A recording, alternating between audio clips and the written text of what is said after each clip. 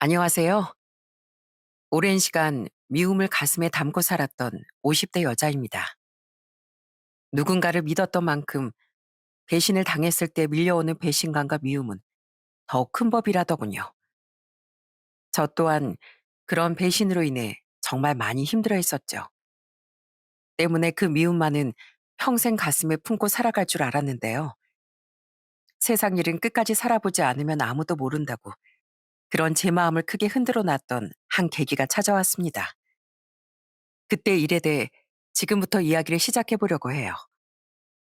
저는 4살 연상이던 남편과 나이 27부터 시작한 연애를 무려 8년을 했었어요. 우연한 만남 이후 연애를 시작할 당시 남편은 박사 논문을 준비하던 시기였죠. 그랬던 만큼 수입이 적고 불안정했기에 평범한 직장인이었던 전 그런 남편을 많이 배려하며 연애했습니다.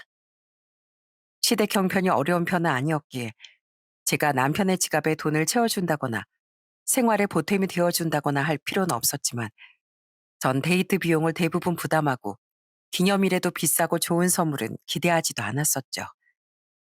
게다가 남편은 너무 바쁠 땐 저를 거의 만나지도 못했는데 이 모든 상황이 더해져 남편은 항상 제게 미안해했었죠. 돈도 시간도 너무 없는 나라서 항상 미안해 문주야. 너도 다른 직장인 연인들처럼 기념일이면 좋은 레스토랑도 가고 비싼 선물도 주고받고 싶을 텐데 난 항상 너한테 받기만 하네. 저는 그런 남편의 곁에서 남편이 성장하는 과정을 모두 지켜보고 변함없이 응원해줬습니다. 연애 중 남편은 조교수로 임용된 후 피나는 노력 끝에 평균보다 조금 이른 나이인 나이 39에 부교수로 승진했어요. 그만큼 남편은 똑똑하고 학문에도 열정적인 사람이었죠.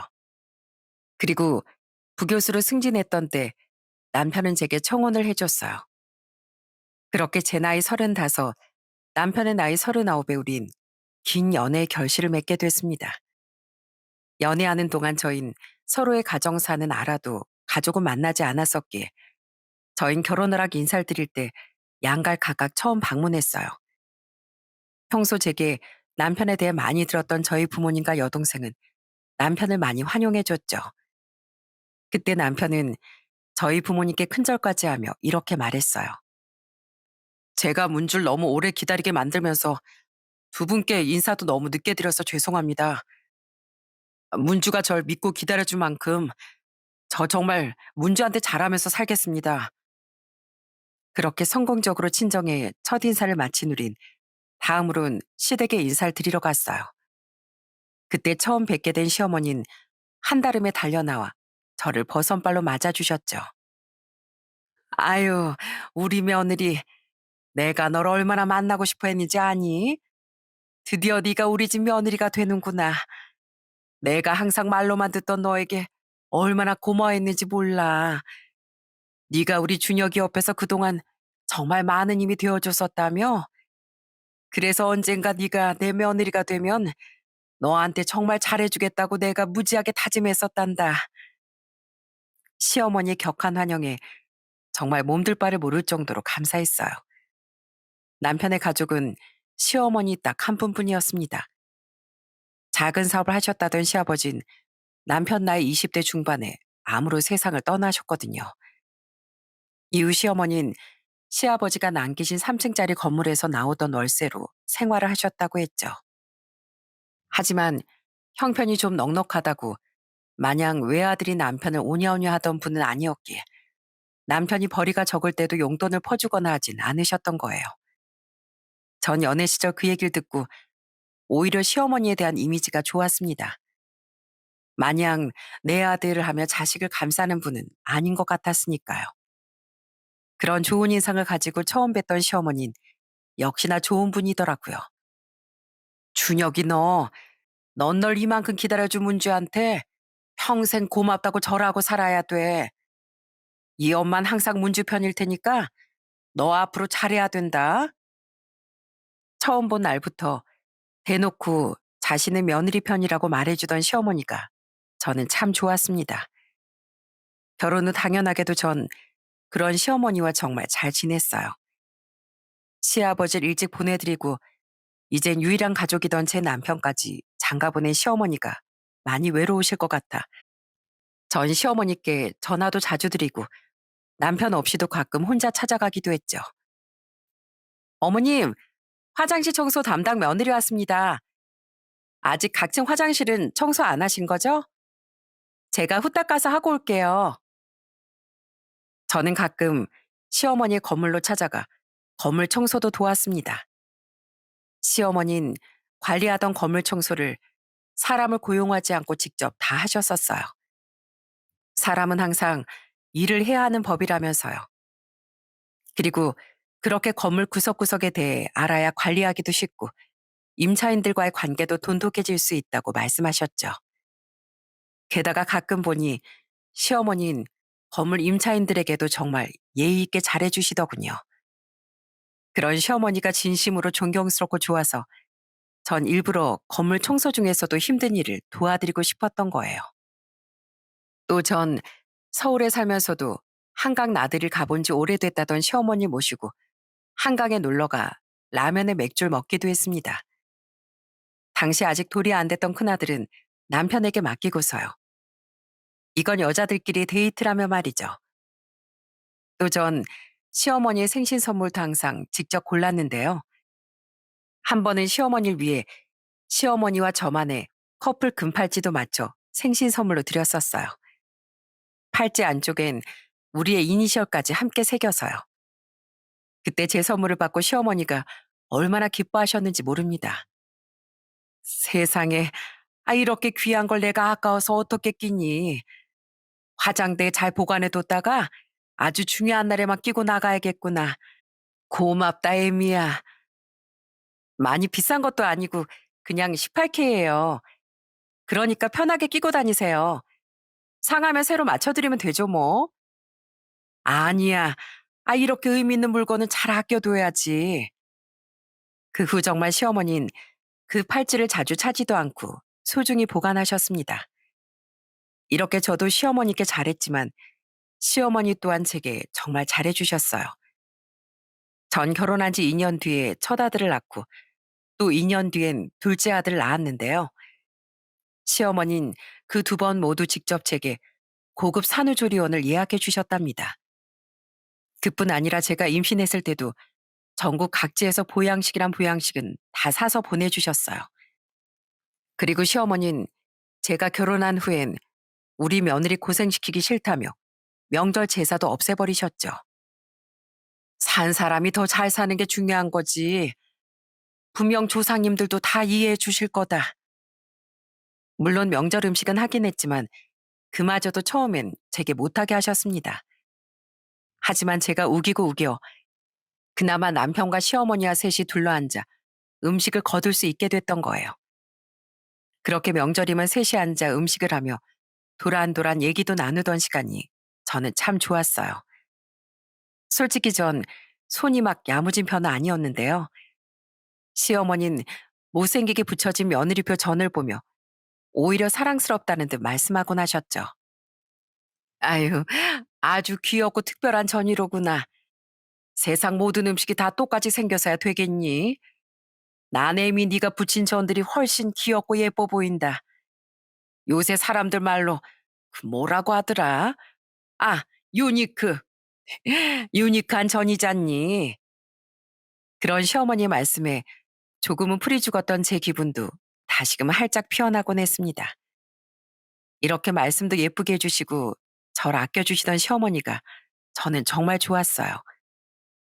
남편과의 사이도 더할 나위 없이 좋았으니 저는 제가 정말 복받은 아내이자 며느리라고 생각했죠.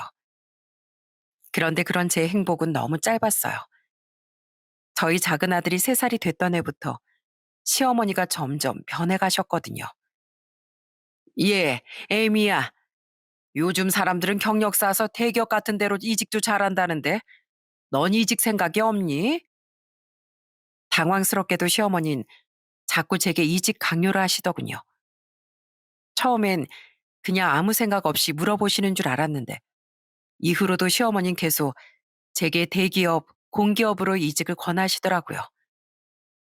물론 그때마다 전 제 의견을 잘 말씀드렸는데 시어머니는 그때마다 꽤나 실망스러운 표정을 지으셨습니다. 어머님, 저도 대기업 공기업 같은 데 갈 수 있으면 너무 좋죠. 근데 제 학벌이 그렇게까지 뛰어나지도 않고요. 지금 애들도 둘이나 있는 절 더더욱 강한 인력이 필요한 그런 회사에서 받아주긴 쉽지 않을 거예요. 그리고 전 지금 회사가 마음에 들어요. 월급도 괜찮고 애들 때문에 자주 쓰게 되는 연차 가지고 눈치도 안 주고요. 근데 어머님, 왜 자꾸 저한테 이직을 말씀하시는 거예요? 에휴, 아니다, 됐어. 제가 물어도 이유도 말 안 해주시고 정말 왜 이러시나 싶었어요. 결국 이내 시어머니 이직 권유는 잦아들었는데 그 다음엔 갑자기 또 사업을 하면 어떻겠냐고 물어보시는 거예요. 사업이요? 아무 계획도 없는 제가 무슨 사업을 해요? 그럼 지금부터라도 잘 생각해 봐. 사업한다는 사람이 지천에 깔린 시대인데 너라고 못할 거 있니? 아무리 사업가가 흔하다고 해도 그 사람들 하나하나가 다 대단한 사람들이에요. 그리고 전 그렇게 무거운 도전할 재량도 안 되고 지금 회사 생활에도 만족한다니까요. 게다가 그 사업 자금은 또 어쩌고요. 어머님이 대주시려고요? 거절하는 것도 한두 번이지 자꾸 이러시니 짜증이 나더군요. 그래서 홧김에 사업 자금을 대주시려고 계속 이러시는 거냐 물었더니 정말 황당한 대답이 돌아왔어요. 그걸 내가 왜? 네 친정 부모님께 도와달라고 해야지. 솔직히 우리 아들이 부교수 월급 받으면서 너보다 돈을 훨씬 잘 벌어오는데 네 친정에서 그 정도는 도와주셔도 되지 않니? 네? 아니 제가 사업 생각이 없는데 왜 친정 부모님께 손까지 벌려가면서 사업을 시작해야 돼요? 그러다 망하면요. 어머님, 전부터 진짜 이상하신 거 알아요? 대체 왜 자꾸 제가 직장을 바꾸길 바라세요? 오늘은 진짜 확실히 짚고 넘어가야겠어요. 정말 이상해도 너무 이상해. 전 그날은 무조건 대답을 들을 생각으로 시어머니께 물었습니다. 그러자 시어머니는 입술을 잠시 달싹거리더니 이내 본심을 말하시더군요. 그 말을 듣고 정말 엄청난 서운함이 밀려왔어요. 음, 아이 솔직히 우리 준혁이가 부교수긴 해도 무려 교수인데 주위에서 자꾸 며느리가 너무 기우는 애가 들어왔다고 말하잖니. 처음엔 나도 그냥 한 귀로 듣고 한 귀로 흘렸는데 계속 듣다 보니까 영 틀린 말도 아닌 것 같더라고. 물론 난 여전히 네가 좋지만 너도 생각이라는 게 있으면 교수 남편한테 너무 안 기울게끔 발전하려는 노력은 좀 해야 좋지 않겠니? 사람들이 며느리 뭐 하냐고 물어보면 내가 좀 할 말이 없기도 하고 말이야. 네? 그러니까 어머님 말씀은 며느리는 제가 너무 기울어서 제 남편이 좀 아까워 보인다. 그거네요. 그리고 주위에 보이기에 평범한 직장인인 제가 좀 창피하기도 하다. 이 말씀이시죠? 아니, 뭘 그렇게 극단적으로 말하니? 뭐 의미가 틀리진 않다만 어쨌든 너도 좋은 직장 다니거나 대표 소리 들으면 좋은 거잖아. 에휴, 근데 자꾸 네가 능력이 안 된다고만 하니 솔직히 좀 아쉽긴 하구나. 어머님, 저희 지금 벌이로도 충분히 애들 잘 키우고 넉넉하게 살고 있고요. 전 제가 더 좋은 직장에 다니지 못한다고 해서 제 자신에 대한 아쉬움을 느끼지도 않아요. 전 지금 이대로도 제가 충분히 좋으니까요. 그런데 어머님 눈에 이젠 제가 차지 않는다니 그건 참 서운하고 속상한 말이네요. 그러니까 시어머니는 자신의 아들에 비해 며느리인 제가 너무 부족한 것 같아 아쉬워 계속 그런 강요를 했던 겁니다. 또 제 남편은 작은 아들이 4살이 됐던 해 조금 이르게 드디어 정교수로 승진도 했거든요. 그쯤부터 시어머니는 자꾸만 저에 대한 불만도 표출하고 꼬투리도 잡더라고요. 어머님, 생신 축하드려요. 이건 선물이에요. 지갑이네. 에휴, 이런 거 말고 나도 다른 교수 자식 돈 부모들처럼 명품백 크루즈 여행권 이런 거 좀 받아볼 수 없니? 하긴 그것도 애미 너도 돈을 잘 벌었을 때나 기대할 수 있는 얘기겠지. 어머님, 저번에 지갑 다 떨어져 가는 것 같아서 일부러 열심히 골라서 사온 건데 왜 말씀을 그렇게 서운하게 하세요? 이것도 명품이에요. 그리고 명품백도 여행도 저희가 해 드려도 되지만 어머님 돈으로도 충분히 가실 수 있는 거 아니에요? 게다가 이걸 저 혼자 고른 것도 아니고 남편도 동의한 선물인데 왜 저한테만 아쉬운 소리를 하세요? 예, 에이미야, 너 전 좀 예쁘게 못 붙이니? 언젠 제가 만든 전이 제일 귀엽고 유니크하시다면서요. 그리고 저도 실력 많이 늘어서 제가 만든 거나 남편이 만든 거나 아무런 차이도 없는데 왜 이렇게 트집을 잡으세요? 너랑 준혁이랑 같아? 준혁이는 교수잖아, 교수. 그것도 무려 이 나이에 정교수. 얘가 대학생들 가르치고 자기 공부하느라 얼마나 바쁜 앤데 이런 것까지 잘해야 되니? 너처럼 회사 설렁설렁 다니는 애가 좀 더 신경을 써야지. 가뜩이나 바쁜 우리 아들. 너랑 똑같이 음식하는 것도 마음에 안 들어 죽겠구만. 네? 언제 남의 집 귀한다 고생시키는 거 아니라고 하시더니 그게 무슨 말씀이세요? 그리고 자꾸 애들 아빠랑 저랑 비교하시는데 전 제가 왜 자꾸 그런 불쾌한 비교의 대상이 되어야 하는지 정말 모르겠어요. 전엔 안 그러셨잖아요, 어머님. 대체 왜 자꾸 주위 사람들 말만 듣고 절 괴롭히세요? 사람들이 다 똑같은 소리 하는 데는 그만한 이유가 있는 거지. 그리고 내가 네가 좀 기운다고 시집살이 시키니 뭐라니. 그냥 이 정도 아쉬운 말도 못해? 너도 참 드세다. 어? 시어머니는 제가 드리던 선물에도 제가 하는 음식에도 전부 트집을 잡았습니다. 정말 기분 상하고 당황스럽더군요. 아무리 주위에서 첨언을 한다고 해도 그렇지. 어떻게 이렇게 사람 귀가 팔랑거릴 수 있답니까? 시어머니는 주위에 사는 이간질을 듣고 자꾸 저에 대한 불만이 쌓였던 거예요. 답답한 와중에 더 서운했던 건 남편이 그런 시어머니의 편을 들었다는 겁니다. 주위에서 하도 그러면 어머니도 좀 휘둘릴 수도 있지. 그동안 우리 어머니가 잘해주셨잖아. 그러니까 당신 지금은 좀 이해해줘. 나도 처음엔 참으려고 했어. 근데 그 정도가 갈수록 심해지시잖아. 그리고 난 어머니께 못했어? 당신 어떻게 이 와중에 어머님 편을 들 수가 있어? 당신한테 처가 식구들이 있지만 어머니께 나뿐인데 그럼 나라도 어머니 편을 들어드려야지. 그렇다고 내가 당신한테 못하는 것도 아니잖아. 어머니가 그러실 땐 그만하셔라 하고 말리기도 하고 이렇게 당신 푸념도 매번 들어주는데 고작 우리 어머니 말씀 좀 못 참아줘? 아유 몰라. 그만해. 나 피곤해. 제가 무조건 잘못했다 하고 말한 건 아니지만 제가 이해심이 없다는 듯 말하는 남편의 말이 정말 서운하더라고요. 이런 상황이 반복되며 스트레스가 점점 쌓여갔어요. 게다가 언젠가부터 남편은 정교수가 된 후 학교 일이 너무 바쁘다며 자꾸 집에 늦게 들어오고 애들과 집안에도 무관심해지더군요. 또 나가? 학교 일이 뭐가 그렇게 바쁘길래 주말까지 매번 외출을 해? 집이 무슨 하숙집이야? 당신 나랑 얼굴 마주보고 얘기 나눈 게 언젠지 기억은 해? 애들이랑 언제 놀아줬는진 아예 기억도 안 나. 너무 바쁘다고 좀. 애들은 당신이 좀 보면 되고 우리 연애 시절까지 합하면 함께한 시간이 15년인데 아직도 나랑 그렇게 붙어 있고 싶어? 이젠 서로 좀 떨어져 있을 때도 됐잖아. 남편은 점차 제게 질린 사람처럼 굴었어요. 너무 서럽고 화도 났죠. 그렇게 이 결혼 생활에 지쳐가던 와중 저는 충격적인 사실을 알아내고 말았습니다. 그건 바로 남편이 부교수 시절부터 그때까지 약 1년 반 동안 자기가 다니던 대학의 조교수와 바람이 났었다는 사실이었어요. 당시 전 자꾸만 귀가가 늦어지더니 나중엔 주말에도 학교에 가야 한다며 매번 외출하던 남편을 의심하기 시작했습니다. 단순히 남편의 귀가와 외출 때문만은 아니라 제가 남편 휴대폰에 사진 접속 애들 사진을 보려 휴대폰 잠금을 풀어달라고 해도 끝까지 잠금 해제를 해주지 않고 도리어 화를 낸다든지 슬그머니 제 눈치를 보며 나가서 전화를 받는 횟수가 잦아진다든지 하던 너무 많은 이상한 낌새들이 있었기 때문이었죠.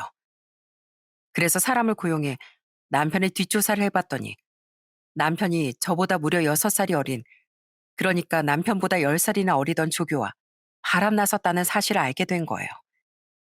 그 사실을 알게 된 날 전 밤늦게 들어온 남편을 향해 난리를 치기 시작했습니다. 당신이 사람이야? 어떻게 15년 넘게 함께한 날 두고 자기 학교 조교수랑 바람이 나? 어? 어? 당신이 그걸 어떻게 알았어? 공부하고 논문 쓰는 데만 그 좋은 머리를 다 갖다 썼니?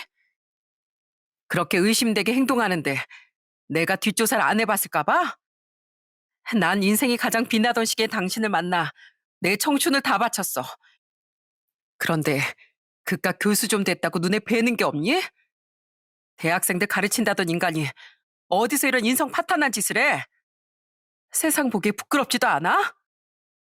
여보, 내가 미안해. 내가 다 잘못했어. 내가 이렇게 빌게. 어?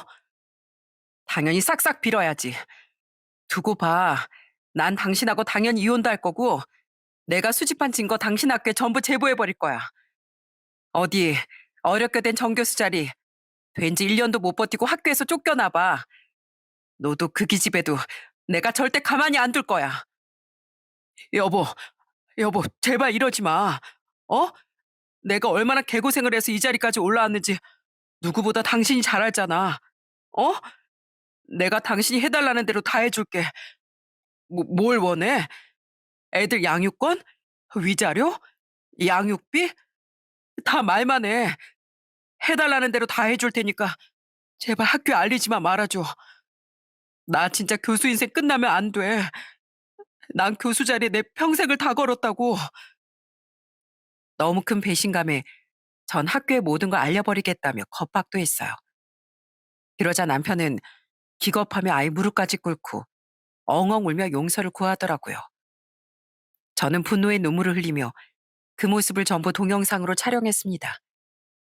그리곤 얼이 빠져있던 그놈에게 말했어요. 그러게 애초에 세상 겁나 짓을 왜 하니 쓰레기야. 내가 원하는 거 다 들어준다고? 알았어. 그럼 위자료까지 다 해서 우리 재산의 80% 나한테 내놔. 그리고 애들 양육권은 당연히 내가 가져가야지. 당신처럼 더러운 인간한테 무슨 좋은 걸 배우게 하려고 애들을 당신한테 보내? 당신은 양육비는 앞으로 따박따박 내놔. 애 한 명 앞에 100만 원씩, 다달이 총 200만 원씩. 재산을 그렇게나 가져가고 또 다달이 200씩이나? 왜? 싫어? 애들 양육비 잘 벌어오라고 당신 학교 알리는 건 참아줄 생각이었는데 생각 바꿔서 당신 학교에 죄다 퍼뜨려줘? 그게 낫겠어? 아니야. 줄게. 200만 원. 그러니까 제발 내 교수 목숨만 끊지 말아줘. 여보, 내가 진짜 쓰레기야. 내가 정말 잘못했어. 저는 남편에게 왜 바람을 피웠는지도 묻지 않았습니다.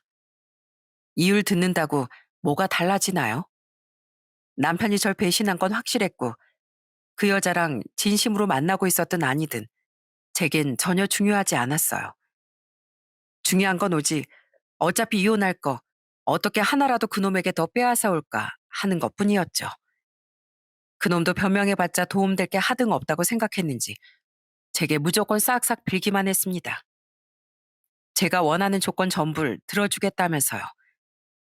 저는 그런 그놈에게 마지막으로 덧붙였어요.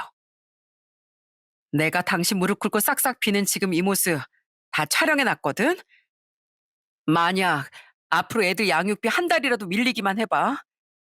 그럼 이거 그대로 당신 학교로 전송되는 거야. 알았어? 난 살면서 사람을 증오해 본 적은 한 번도 없었는데 그 증오라는 감정이 뭔지 오늘 확실하게 깨달았어. 난 당신이 평생 두 발 뻗고 제대로 웃지도 못하면서 살았으면 좋겠어. 한 걸음 한 걸음 걸을 때마다 송곳에 찔리는 고통을 느꼈으면 좋겠고 밤에 잘 때마다 가유 악몽에 시달리면서 그렇게 서서히 시들어갔으면 좋겠어. 내가 순순히 이혼하는 건 당신이랑 그 기집애가 잘 살기 바라서가 아니라 당신 같은 구더기 옆에 남아서 나까지 진창으로 빨려 들어가기 싫어서야. 꼭 불행하고 고통스럽게 살아. 알았어? 그렇게 그놈에게 마지막 으름장과 악당까지 쏟아낸 전 그 길로 그놈을 시댁으로 쫓아내버렸습니다. 버틴다고 뾰족한 수도 없었던 그놈은 대충 진가방을 싼 뒤 눈물을 닦으며 쫓겨나야 했죠. 가뜩이나 갈기갈기 찢긴 제 마음에 더 큰 상처를 준 건 남편의 바람을 알게 된 시어머니가 제게 전화를 걸어 한 말이었어요. 준혁이한테 얘긴 들었다. 니들 이혼한다며? 네, 그 인간이 바람 피워서요. 저요, 그 인간이 이렇게 제 뒤통수를 칠 줄은 정말 꿈에도 몰랐어요.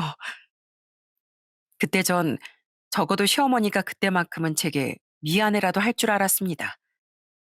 아무리 남편과 절 비교하며 변해갔다지만 제가 알던 시어머니는 원래 개념도 있고 인성도 바른 분이었으니 변해봤자 그렇게까지 비양심적으로 변했을까 싶었거든요. 하지만 역시 팔은 안으로만 굽는 법이더라고요. 에휴, 일이 기왕 이렇게 된 거 어쩌겠니? 돌아서 내 마음이 달라질 것도 아닌데 그냥 빨리 이혼해라. 솔직히 난 우리 아들 마음 이해도 가. 시엠이 나도 며느리 네가 아쉬웠는데 걔라고 눈이 안 높아졌겠니? 그 여자엔 언젠가 우리 아들처럼 될 가능성도 많은 조교수라며 사람은 다 끼리끼리 어울리고 싶어 하는 거 아니겠니? 너한테 미안하게 됐다만 다 순리대로 됐다고 생각하자꾸나. 네? 그걸 지금 말이라고 하세요? 순리요? 세상 어떤 사람이 순리대로 살겠다고 바람을 피워요? 어머님, 아무리 변했다고 해도 이건 아니지 않나요? 언젠 애들 아빠한테 평생 저한테 절하면서 살라더니 어떻게 이 상황에 애들 아빠 편을 들어요? 그냥 그렇게라도 우리 아들 이해해 주려고 하는 거지 내가.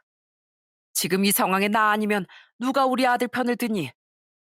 너도 자식 낳아봐서 알겠지만 부모 마음은 어쩔 수 없이 자식을 감싸게 돼 있는 거야.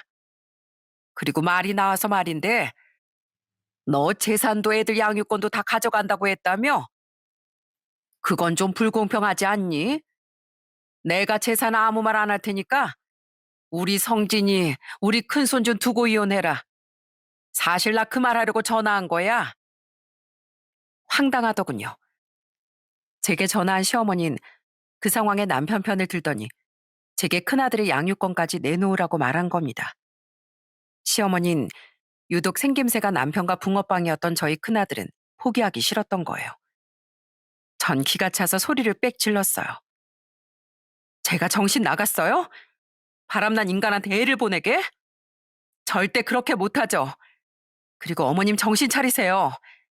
이제 보니까 애들 아빠가 인간만도 못한 짓을 저지른 게 다 어머니께 잘못 배워서 그런 거네요. 어머님은 그렇게 교수 아들을 자랑스러워 하셨죠? 근데 제가 보기엔 그 인간은 자랑이 아니라 창피해야 될 인간이에요.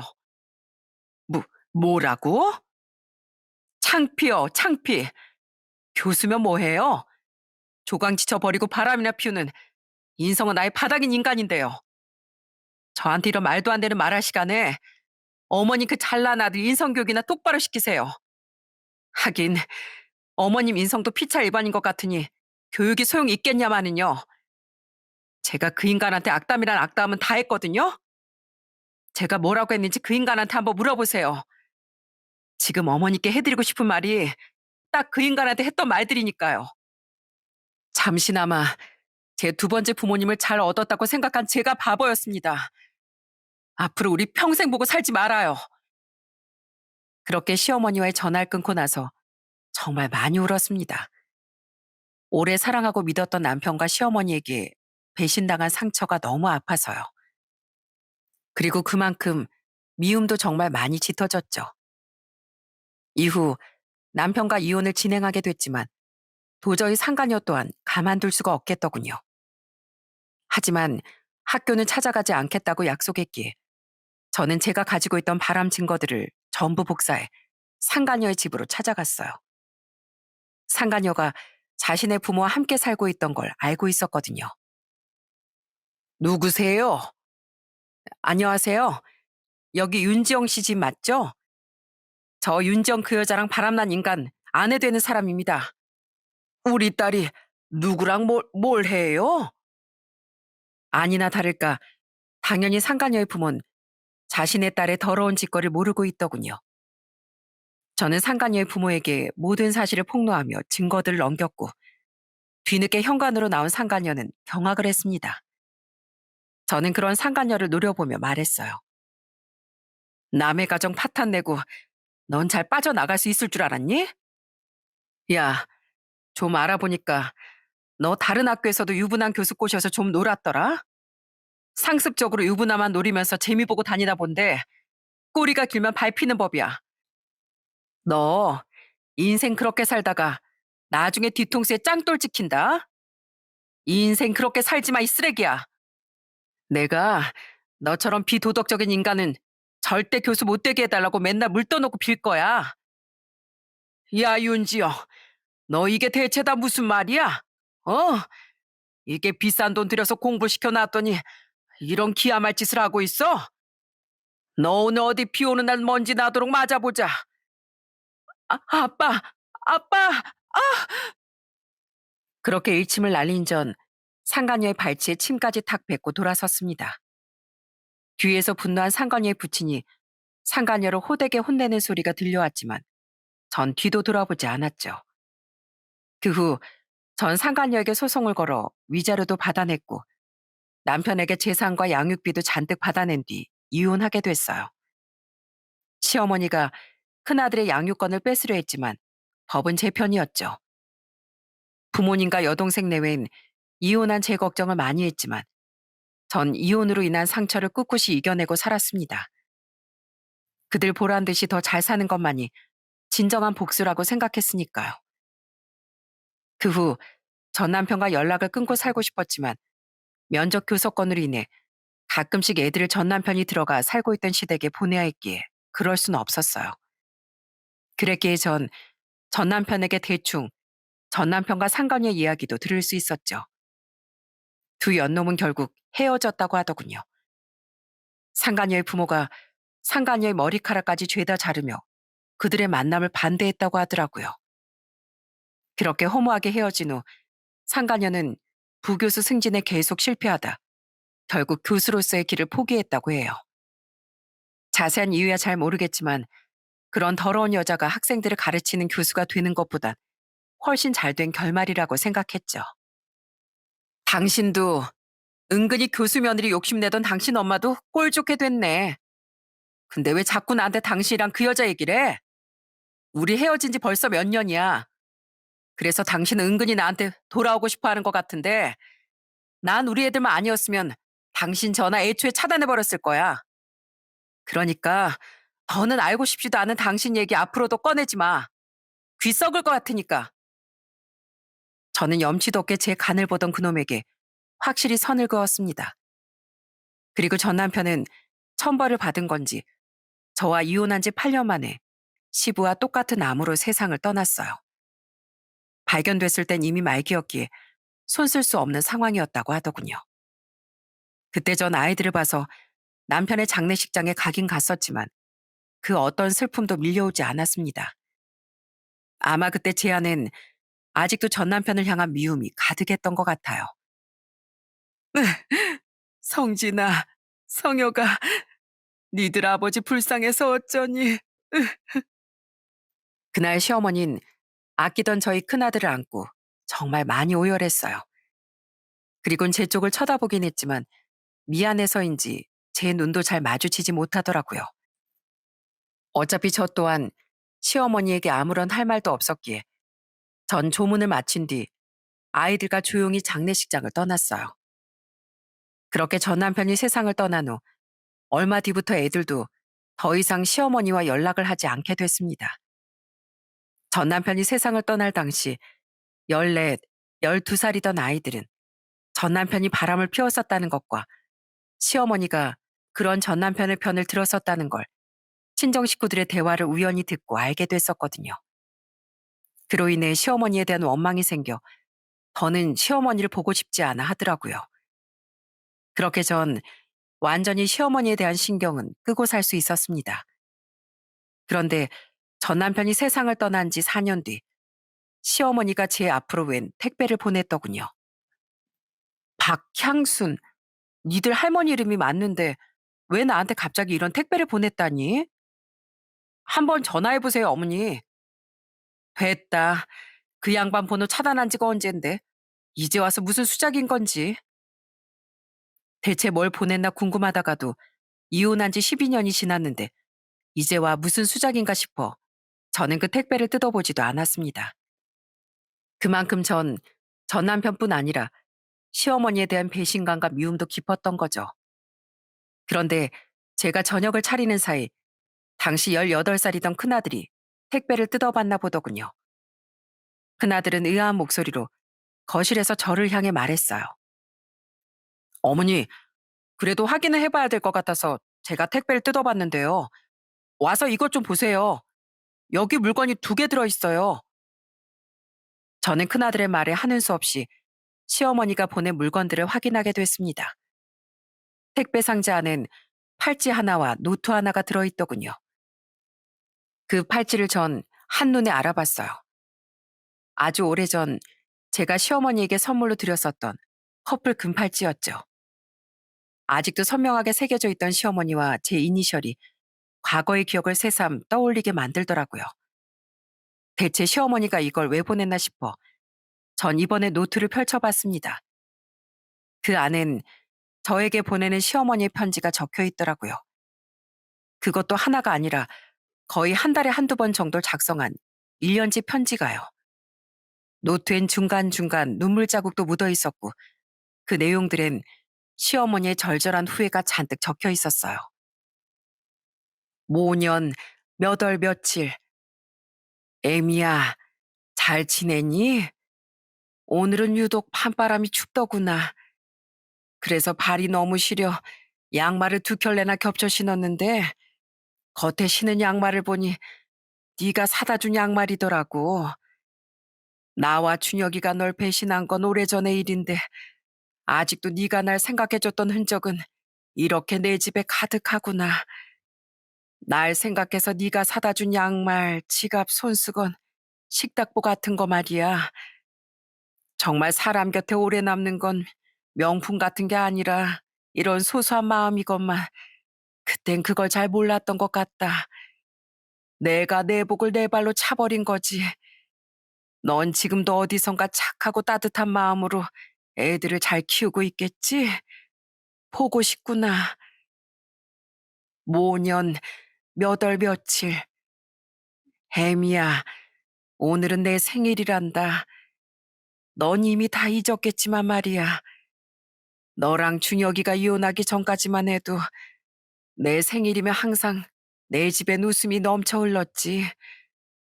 신나서 뛰어다니던 성진이랑 성혁이 웃음소리, 생일 축하 노래 불러주던 준혁이랑 예미 네 노랫소리가 가득했어.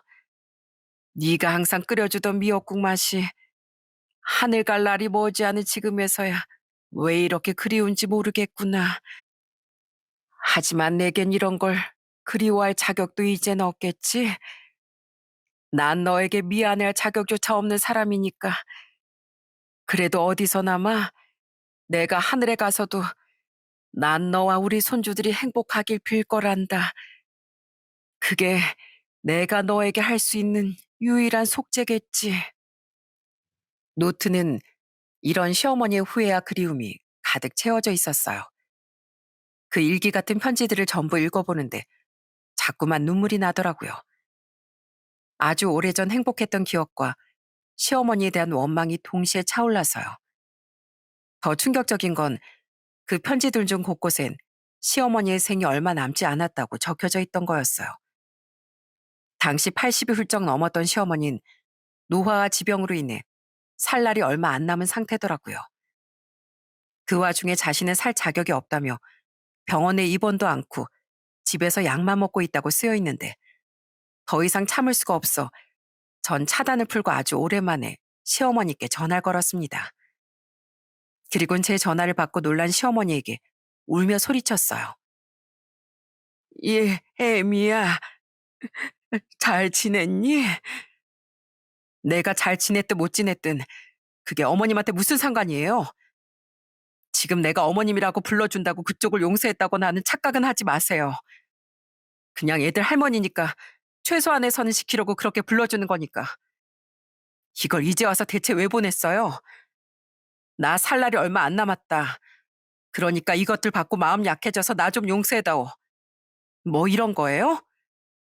그럼 차라리 애들 휴대폰으로라도 전화를 하지. 이게 무슨 감성팔이에요? 미안하다.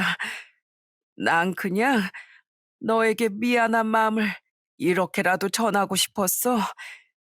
너에 대한 고마움을 잊고 내가 얼마나 큰 잘못을 저지른 건지 이젠 알겠다고 말이야. 우리 준혁이 하늘 가고 얼마 안 돼서 내가 성진이한테 연락하니까 성진이가 그러더라. 자기랑 동생도 이제 왜 부모님이 이혼했는지 다 알게 됐고, 그때 내가 너에게 더 큰 상처를 준 것도 알고 있으니까 더 이상 연락하고 싶지 않다고. 그래서 애들한테도 차마 연락을 못했단다. 시어머니 말을 듣고 깜짝 놀랐습니다. 속이 깊었던 큰아들은 자신이 시어머니에게 그런 연락을 했었다는 걸 제게 전혀 말을 안 했었거든요. 그런 큰아들의 연락을 받고 시어머니는 큰 충격을 받아 더 이상 애들에게 연락도 못하고 혼자 자식 잃은 슬픔을 견디며 살아왔다고 말하더군요. 그리고 곁에 아무도 없이 쓸쓸히 늙어가다 보니 자신을 누구보다 잘 챙겨줬었던 제가 생각나며 전보다 훨씬 큰 후회가 밀려왔다고 하더라고요. 그래서 제게 참회하듯 일기 같은 편지를 써오다 이젠 생명이 정말 얼마 남지 않은 것 같아 그렇게라도 제게 자신의 마음을 전하고 싶었다고 해요. 안다. 나도 내가 염치 없는 거. 내가 과거에 너에게 잘못을 참 많이 했었지. 우리 준혁이가 바람 피웠을 때도 그렇고 그 전에도 그렇고 말이야. 난 그냥 그땐 주위 말만 듣고 욕심이 너무 났었다. 우리 아들이 더 잘 될 수 있었을 텐데, 더 좋은 사람을 만날 수 있었을 텐데 하고 말이야. 그런데 네 말이 맞았던 거야. 내가 자식을 잘못 키웠던 거다.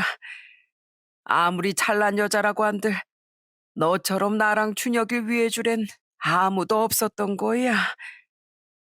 그걸 참 일찍도 아셨네요. 이렇게 후회할 거 그때 나한테 대체 왜 그랬어요? 제가 얼마나 어머님을 좋아했었는데 마지막까지 그래도 제게 미안은 해줄 거라고 얼마나 믿었는데요. 제가 어머님이랑 애들 아빠 때문에 그 긴 세월을 얼마나 엉망으로 얼룩진 채 살아왔는지 알아요? 미안하다. 내가 나이만 먹었지 너무 어리석었다. 애미야. 그런데 정말 마지막으로 애미 너랑 우리 손주들 얼굴을 딱 한 번만 보고 싶구나. 그냥 하늘로 가기 전에 딱 한 번만, 단 한 번만 말이야.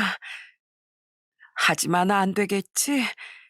내가 너무 염치가 없는 거겠지? 전 이제와 사과하는 시어머니에게 그동안의 서름을 터뜨리며 울부짖었어요. 거실에 있던 아이들이 놀라 방으로 달려올 정도로요. 그렇게 시어머니에게 묵은 원망을 전부 쏟아내고 나니 이상하게 가슴이 후련하더군요. 아마 전 그 긴 세월 꾹꾹 눌러 담기만 했었던 미움과 원망 때문에 체한 채 살아왔던 것 같아요. 그렇게 속이 후련해진 전 약간의 망설임 끝에 결국 애들을 데리고 시어머니를 만나러 시댁에 갔습니다. 애들에게까지 강요한 건 아니었는데 조심스레 시어머니의 삶이 얼마 남지 않았음을 설명하며 의견을 물어봤더니 아이들도 마음이 약해져 절 따라 나섰던 거죠. 애, 애미야, 이렇게 와줘서 고맙다. 네가 안 와줘도 차마 할 말이 없었는데 성진아, 성혁아 잘 지냈니? 이 할미 많이 원망했지? 찾아온 저와 애들을 본 시어머니는 크게 놀라다 이내 서럽게 눈물을 터뜨리셨어요. 마음이 여렸던 아이들은 그런 시어머니를 따라 함께 흐느꼈죠. 저 또한 흐르는 눈물을 참지 못하며 원망스레 말했어요. 지금 저한테 사과 받아달라고 시위하시는 거예요? 사셔야죠. 아프면 병원에 가야지. 집에서 왜 이러고 계세요? 내가 너에게 이렇게 큰 죄를 저질러 놓고 어떻게 살 생각을 하겠니? 그래도 사세요. 얼른 짐 싸서 병원에 입원부터 하세요. 안 그러면 저 진짜 어머님 평생 용서 안 할 거예요. 그럼 지금 날 용서해 주겠단 말이니? 더는 미원 안 하겠다는 거예요. 이렇게 누워있는 사람을 계속 원망한다고 제가 뭐 마음이 편하겠어요? 저는 삶을 자포자기하듯 내려놔던 시어머니를 병원에 모시기 위해 찾아갔던 겁니다. 그 후 전 어차피 오래 살지 못하실 시어머니께 계속 발톱을 세워 뭐 하겠나 싶어 시어머니를 향한 미움을 걷어내고 한동안 자주 찾아갔어요. 애들 데리고 갈 때도 있었고 저 혼자 갈 때도 있었죠. 처음엔 아직 원망이 식지 않아 좀 어색했지만 그래도 전 서서히 시어머니와 예전을 추억하며 덤덤히 대화를 나눌 수도 있게 됐어요. 그거 아니, 애미야. 난 언젠가부터 저는 입에 대지도 않았단다. 예쁜 전을 봐도 못생긴 전을 봐도 네 생각이 너무 나서 말이다. 전 그 뒤로 억울해서 더 열심히 연습했어요. 누가 제 전이 하도 못생겼다고 자꾸 트집을 잡았잖아요. 그래서 저 이젠 내다 팔아도 될 정도로 전 진짜 예쁘게 만들어요. 어머님 덕분에 저 나중에 회사에서 은퇴하면 전집 차려서 입에 풀칠할 수 있을 정도예요. 그럼 그건 내 덕이 맞구나. 우린 과거를 추억하며 이런 농담도 하고 또 때론 오래전 함께 떠났던 여행 이야기도 하며 시간을 보냈습니다. 그러다 보니 느낀 건 시어머니는 제가 기억하지 못하는 부분까지 저에 대한 기억을 생생하게 갖고 계시다는 거였어요. 시어머니는 항상 그립다는 듯이 물결이 목소리로 저와의 추억을 이야기하곤 했는데 그 끝은 항상 미안하다는 말이었어요. 어느 날엔 전 시어머니의 손을 잡고 이렇게 말했어요. 됐어요.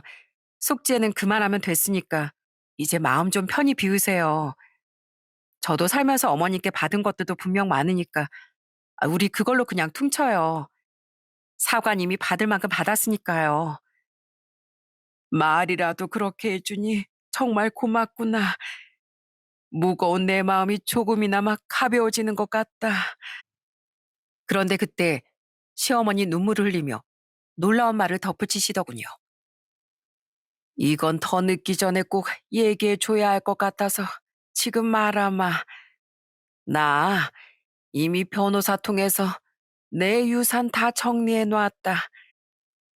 나 우리 준혁이랑 바깥 양반 옆으로 가면 나 살던 집이랑 내 상가 건물은 네 앞으로 가게 될 거야. 네? 아니 그걸 저를 왜?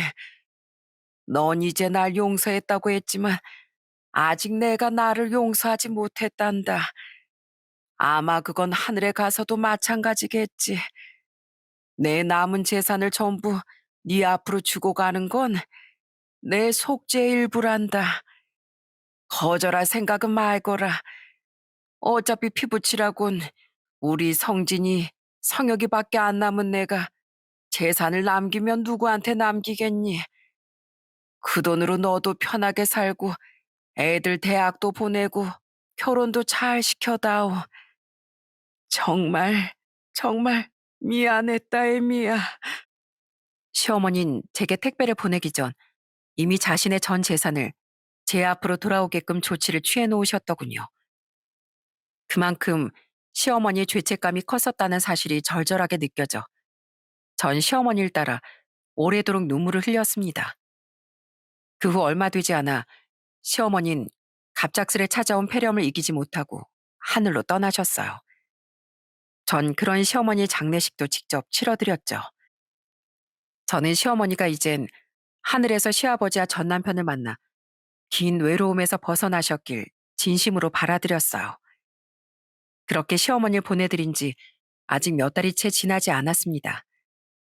저와 아이들은 시어머니를 보낸 슬픔에서 벗어나 다시 일상을 덤덤히 살아가고 있어요.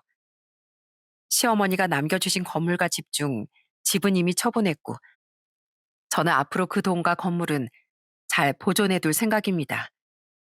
그리고 그것들은 모두 앞으로 저희 애들을 위해서만 쓰다 결국엔 아이들 앞으로 똑같이 나눠줄 생각이에요. 그것이 저와 시어머니 모두를 위한 가장 옳은 쓰임새라고 생각하니까요. 제가 짧지만 강렬했던 시어머니와의 재회와 마지막에 대한 이야기를 이렇게 사연으로 보낸 건 이런 메시지를 담고 싶어서입니다. 욕심과 이기심으로 인한 잘못은 한순간에 일어나지만 그 후에는 꼬리가 아주 긴 그림자처럼 자신의 삶의 오랜 어둠을 드리울 거라는 메시지를요. 물론 후회 따윈 알지도 못하는 악한들도 분명 존재하겠죠. 하지만 대부분의 평범한 사람들은 제 시어머니처럼 후회로 인한 고통에 몸부림치게 되는 것 같아요. 그러니 후회라는 고통에 빠져 오랜 시간 허우적대지 않도록 사람은 항상 욕심과 이기심을 경계하며 살아야 하는 것 같습니다. 그럼 전 어렵게 적어본 사연을 이만 마무리하고 다시 제 일상으로 돌아가 볼게요. 제 긴 이야기 끝까지 들어주셔서 감사합니다.